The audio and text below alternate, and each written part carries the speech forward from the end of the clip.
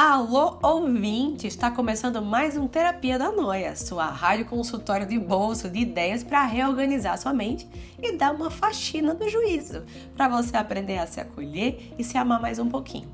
Se tu tiver cabeça, fica com a gente! Bem-vindo a mais um Terapia da Noia, esse é o nosso primeiro episódio. E hoje nós vamos começar com uma coisa que eu amo, pegando um livro que a gente gosta muito e destrinchando para vocês. No Terapia da Noia, nós debulhamos estas estruturas que deixam a nossa cabeça tão confusa. Todas as vezes que as nossas cabeças escutam histórias, elas contam outra, porque isso depende das nossas experiências, da maneira como vivemos o mundo.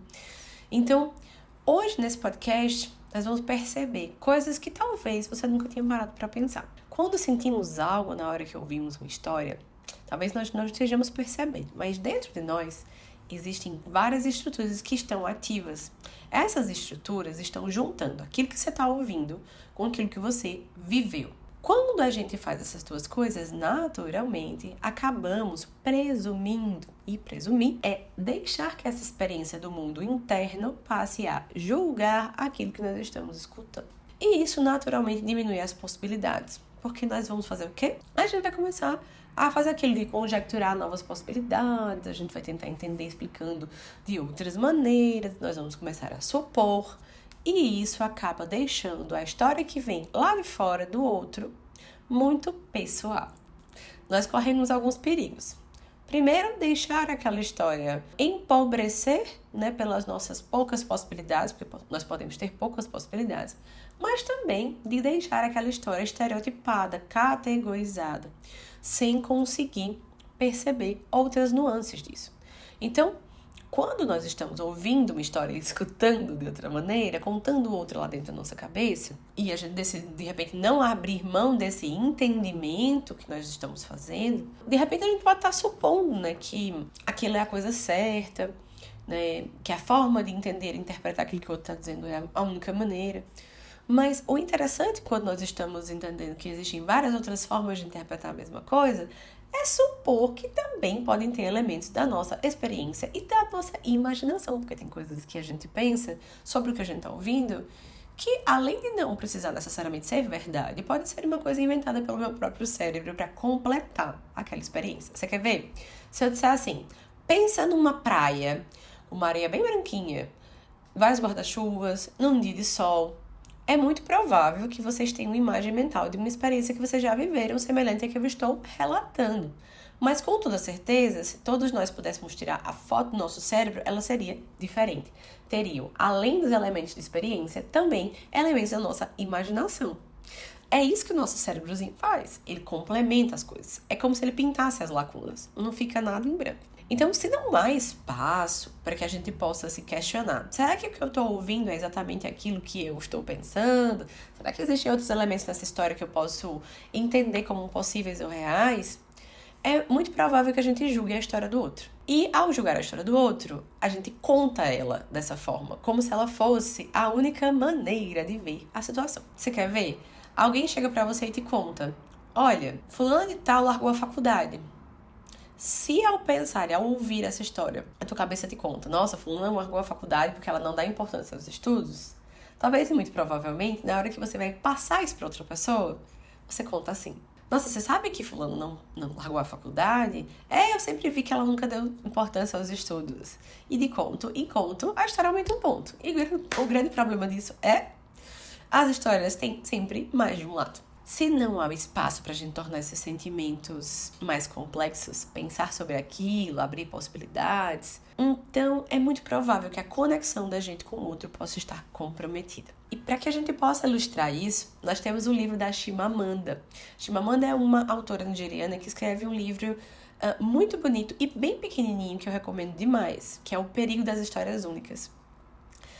A Chimamanda vai contar no livro dela que como uma mulher que morava lá na Nigéria, na África, chegando nos Estados Unidos, como ela percebe que é forte o perigo de ser uma pessoa, que vem de um continente que é tão mal visto mundialmente, visto pelas dores, pela falta, pela pobreza. E quando ela chega nos Estados Unidos, uma amiga dela olha para ela, né, já com um olhar de coitadismo, segundo o próprio relato da Chimamanda, né, e vitimização, e fica muito surpresa quando Chimamanda vai contando que ela é uma pessoa de uma família que é classe média e que ela tem condições muito semelhantes, de repente até a da própria colega com quem ela interage. A beleza do livro da Chimamanda tá na ideia de que a conexão entre iguais fica comprometida, porque já existe uma categorização, uma identificação e uma expressão do outro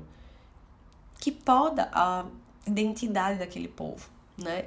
E, naturalmente, acaba minando, provavelmente, expressões mais espontâneas e dificulta o processo de conexão, porque quando a gente se fecha para ouvir o outro, a gente já meio que tem aquilo ali na cabeça de como que é aquela pessoa, do que é mais ou menos o lugar que ela vive, a gente espera algo dela, a gente reduz ela àquela possibilidade, que é aquilo que a gente pensa. Se o outro já escolheu como ele vai me categorizar e me ver, e observar a expressão que eu boto ali pro mundo da minha história, e já escolheu como ele vai me enxergar e como ele vai me ouvir, é muito provável que ele não me veja como eu realmente sou. E se tudo que a gente sabe no mundo vem também de uma imagem popular, da nossa cultura, o que realmente a gente sabe? Será que a gente parou para escutar essas histórias, todos os lados? Será que a gente parou para complexizar um pouquinho isso, tornar isso um pouco mais justo, talvez, para as pessoas que querem contar as próprias histórias? É muito difícil quando a gente olha para uma situação como a da Chimamanda, por exemplo, que veio de um continente que sim tem muita pobreza, né? Que tem muitas pessoas que precisam de ajuda, que tem muitas doenças. Mas e os outros aspectos da própria pessoa que vive lá, que poderia transformar a minha percepção? Será que eu estou tendo a oportunidade de ouvi-los? As histórias contadas pelos próprios povos, elas são diferentes das histórias contadas pelas pessoas que viram esses povos. É só a gente perceber os livros de descobrimento. Todos os livros de descobrimento das pessoas que vieram aqui até o nosso continente são sempre muito diferentes das narrativas do próprio povo, o povo que vivia aqui. Então, muitas vezes, na história da nossa humanidade, a boa parte das histórias contadas dos povos não foram os próprios povos que contaram. É muito possível que a gente conheça as histórias de uma maneira bastante enviesada. Se questionar isso, abre possibilidades, mas também traz angústia, né? Então, quem tem o poder? O poder existe na mão de quem domina a narrativa. Quem é que domina a narrativa? Quem contou a história primeiro. E o que é que isso tem a ver, Laís, com as nossas noias? Boa parte das vezes as pessoas sentem medo de serem mal interpretadas pelo outro.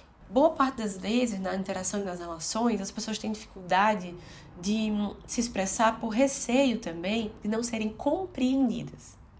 E uma vez que a gente abre mão de se expressar, de falar as coisas que a gente considera importante, a gente discutir nas nossas relações, a gente falar a respeito das nossas crenças, nós perdemos a oportunidade de ser, sim, a pessoa com o poder, que domina a narrativa, que está ali contando a sua parte, a sua versão, que está se expressando. Então, é muito necessário, quando nós estamos escutando uma história, nos conectarmos genuinamente com quem a gente está escutando, para que a gente possa ter uma escuta mais empática. E isso seria considerar que a história ela pode ser diferente para o outro. O poder é contar a história e fazer com que ela acabe sendo definitiva. Então, se a gente conta a história do outro, pelo outro, é possível que essa história se torne definitiva para outra pessoa. Se eu digo que alguém é preguiçoso e conto para outra pessoa tudo aquilo que eu acho que ela faz, que é de uma pessoa preguiçosa, é provável que ela torne-se alguém para o outro definitivamente preguiçoso. E o outro já consiga olhar para ele, mas não mais vendo quem essa pessoa é, vendo através do rótulo que foi colocado. Uma parte muito bonita no livro da Chimamanda que eu gosto demais e que eu separei aqui para ler para vocês é a história única, que é essa que é contada pela pessoa que não é a própria pessoa, ela cria estereótipos. E o problema com os estereótipos é que, mesmo que eles sejam mentira, mesmo que eles sejam incompletos, eles fazem com que a história acabe se tornando única.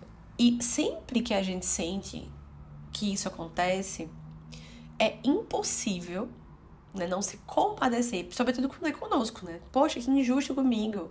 né? Isso aconteceu, foi pontual, foi uma vez, aconteceu nessa circunstância e eu já me tornei essa pessoa, a gente se revolta. Mas é quando isso é com um povo inteiro, uma nação, e quando isso é com uma comunidade. No outro trecho desse mesmo parágrafo, a Chimamanda diz: a consequência de uma história única é que ela rouba a dignidade das pessoas.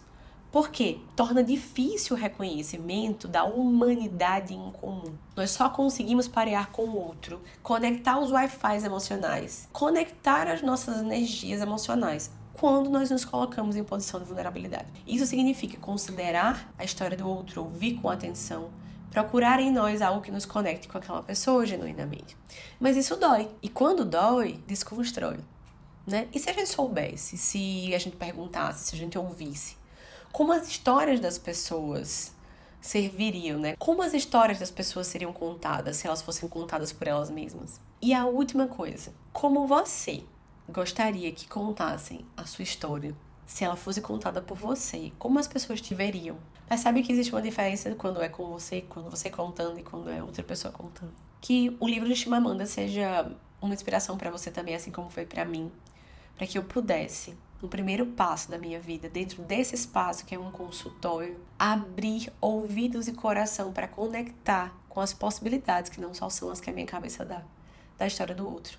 Para que não corresse mais o perigo das histórias se tornarem únicas para mim e para as pessoas para quem eu conto essa história. E assim, quando a gente abre essas possibilidades, a gente poder deixar que as pessoas contem as suas histórias e, a partir de então, a gente se relacionar com a história da pessoa tal qual ela é, deixando ela se expressar, ser quem ela é, de forma autêntica, de forma real. Então eu desejo para nós uma semana cheia de possibilidades, cheia de perguntas a respeito de: será que essa é a história real? Quem viveu essa história? Será que eu posso escutar diretamente da fonte? Quais são as minhas dúvidas sobre isso? O que a minha cabeça pensa sobre isso? Para que a gente evite supor. E supondo menos, a gente julgue menos. E julgando menos, a gente compreende e se conecte mais. Melhore a qualidade da nossa comunicação.